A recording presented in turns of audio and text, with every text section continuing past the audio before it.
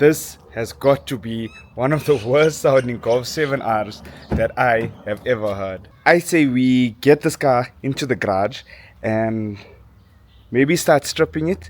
Let's see what's making all of that noise. I really hope it's not a bearing, but it might be. Let's get this car in the garage. Let's get stripping and see what is going on with this engine. I am really excited to be working on this car, and I'm even more excited to show you guys as well. So let's get started.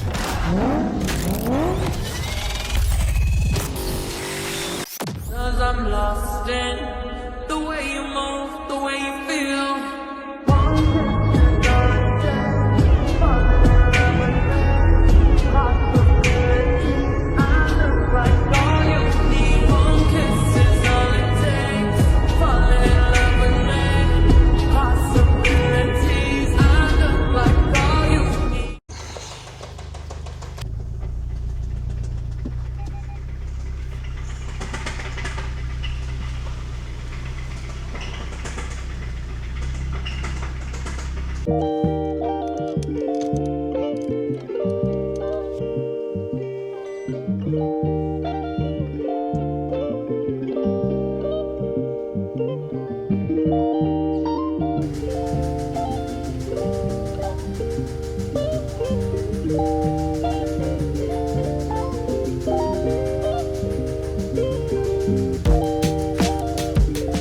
Looking at the specified, I don't want to keep this car idling for too long. The specified values for the exhaust and the intake cams and the actual, it's matching up quite well. So it's definitely telling me that most likely not a camshaft issue, and we might have a bearing knock. So what I'm gonna do next is I'm gonna jack the car up. We're gonna remove the oil pan and look in there and see what we find. Hopefully it's nothing too serious, but the way it sounds is not looking like that's gonna be the case. So this is kind of cool. Normally these cars come with a plastic sump, and I see this one already has the aluminium sump upgrade.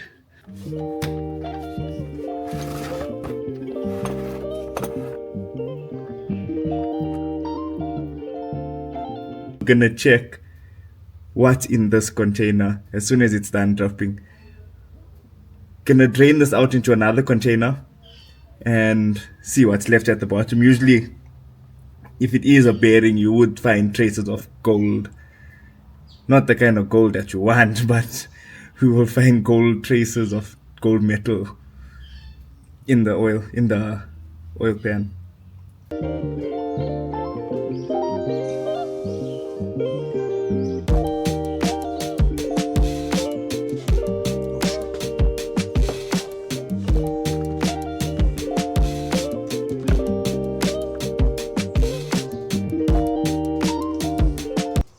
Are you guys ready to see inside the oil container?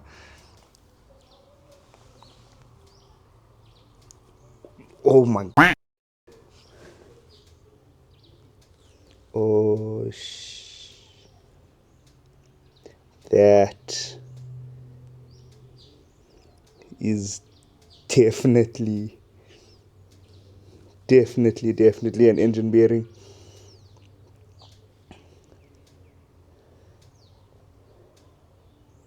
That is something you do not want to see when you drain your oil.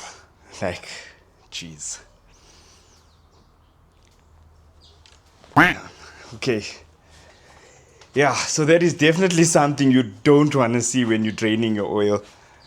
Unfortunately, that is definitely bearing material. And this motor has to be redone. Now, I'm not too sure if I am happy about it or if I'm sad about it, because obviously we ran a bearing, but it does give us the opportunity to rebuild a 7R engine. So what I'm going to do next is pull the motor out of the car, do a complete teardown of the engine, and see if this motor is repairable. I think our best option here is gonna be removing this motor and rebuilding it instead of swapping in a new motor. And we don't know, we don't have any history on that engine because of these performance cars. We don't know how well that motor was maintained, how long it's gonna last. So remove this motor, we strip it, and we rebuild this engine. I think it's gonna make one awesome video. I'm nervous obviously because this is my first 7R engine that I'm gonna be tearing apart and rebuilding. So yeah, let's get this motor out. So to get this motor removed, I don't think it's gonna be much different compared to the Audi that we done in the last video. I know there is a way to drop the motor down from the bottom, but that you obviously need a lift, which I don't have. So I'm gonna be removing the complete front end of this car. And it does look like someone else has already been into this engine because you can see that these connectors have already been numbered. A couple of the other connectors here are numbered. There has been some wiring work done there. This aircon pipe is unclipped.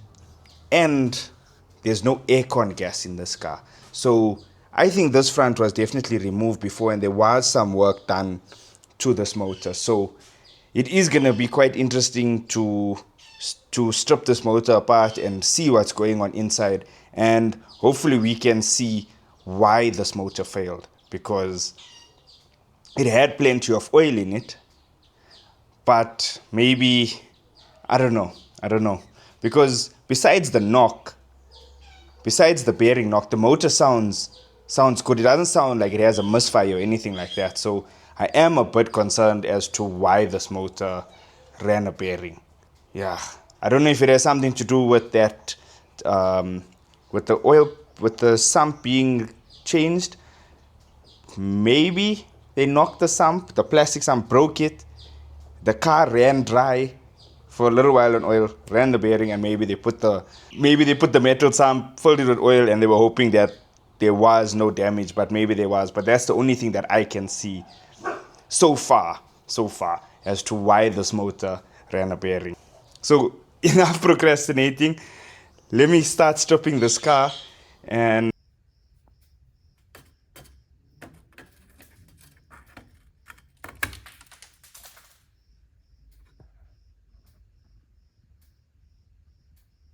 what the fuck is this?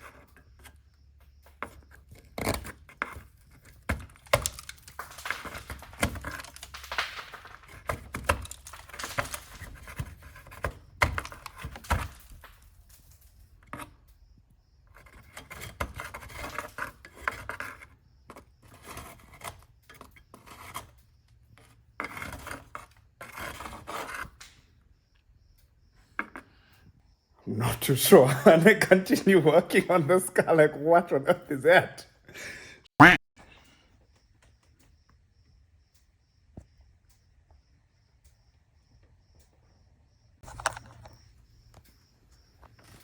Whoever worked on this car last and used Victor on this complete plug,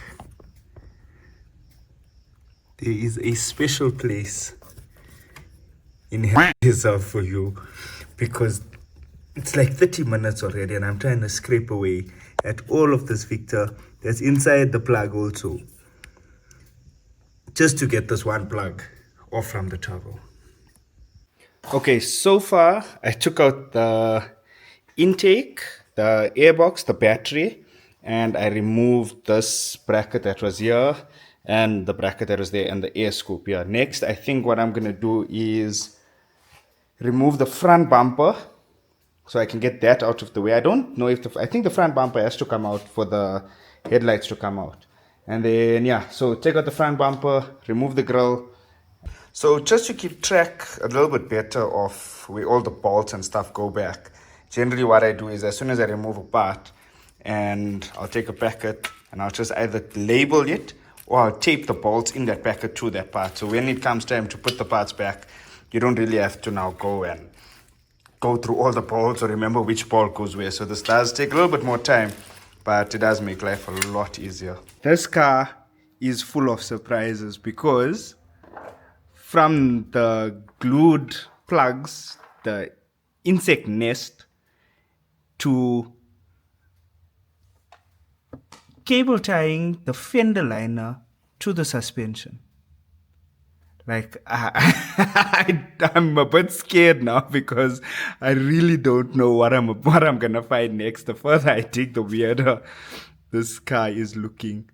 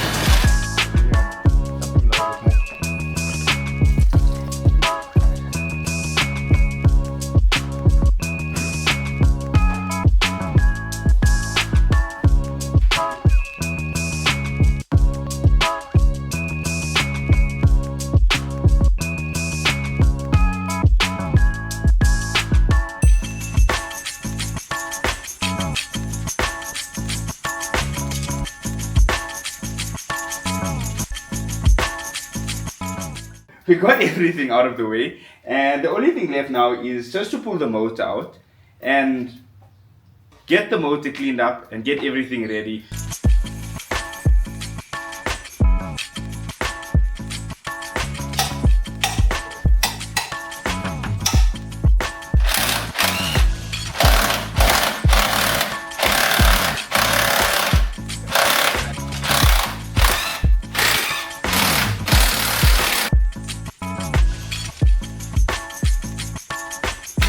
Nice one.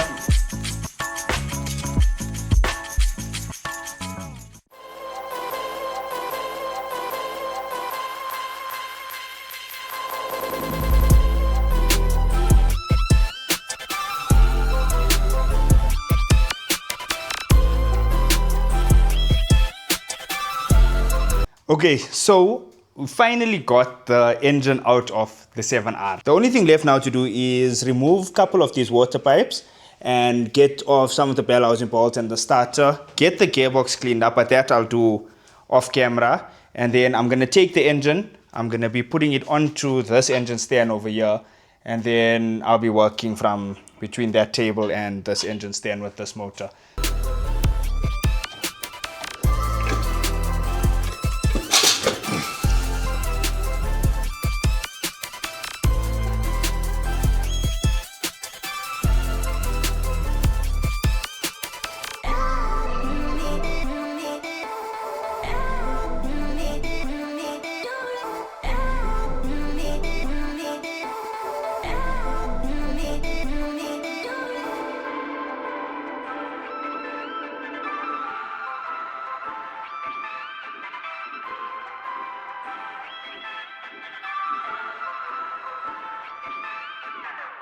So we've made quite awesome progress so far on the motor. I got the intake manifold out, the water pump is out, the wiring harness is out, and the turbo is out, the water pipes, the auxiliary pumps, everything is out. The only thing left is the alternator, aircon, this engine mount over here. and the oil cooler. Yeah, this whole oil cooler contraption thing here with the oil filter on it. That's gonna be it for this video. In the next video, unfortunately this is gonna have to be a multi-part video because of the amount of work that's gonna be done. In the next video, we are gonna be stripping this engine. We are gonna be opening up this motor. We are gonna have a look inside and see why this engine has failed and if it is worth repairing, or maybe we just get another engine and put it in here. But with that being said, thank you so much for watching so far. Thank you to everyone who has been supporting me and liking and subscribing on all my videos so far. It really means a lot, so thank you so much, and I'm really looking forward to seeing what happened inside this engine. So stay tuned for part 2.